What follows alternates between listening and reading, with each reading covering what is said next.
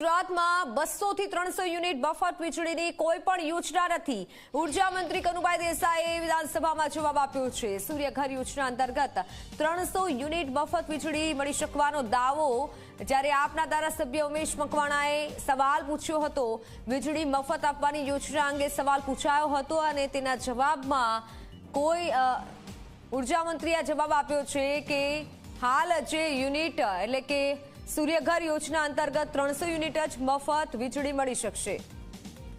સંવાદદાતા હિતલ જોડાયેલા છે. ત્યારે હિતલ, જે મફત વીજળીની વાત થઈ રહી છે તે વિશે વધુ જાણકારી, કારણ કે તેના જવાબમાં કનુભાઈ દેસાઈએ પણ જવાબ આપ્યો છે.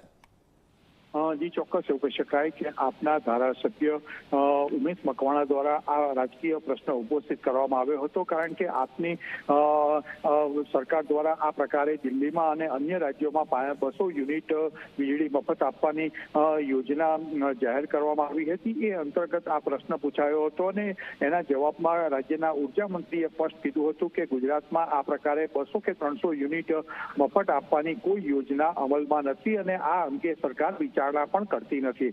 જોકે રાજ્યના ઉર્જા મંત્રી કનુભાઈ દેસાઈ દ્વારા સ્પષ્ટ રીતે કરવામાં આવ્યું હતું કે પ્રધાનમંત્રી સૂર્યોદય યોજના છે, એ યોજના અંતર્ગત વીજળી ઉત્પાદન કરવામાં આવે તો 300 યુનિટ સુધી વીજળી મફત મળી શકે છે, એ પ્રકારનો તેઓએ દાવો કર્યો હતો. એટલે આખો રાજકીય પ્રશ્ન પૂછાયો હતો અને તેનો રાજકીય જવાબ આપીને કનુભાઈએ સ્પષ્ટ કીધું હતું કે મફત આપવાની જે યોજનાઓ હોય છે એ ગુજરાતમાં અમલ કરવાની સરકારની કોઈ તૈયારી નથી. જી બિલકુલ હિતલ, આભાર માહિતી બદલ.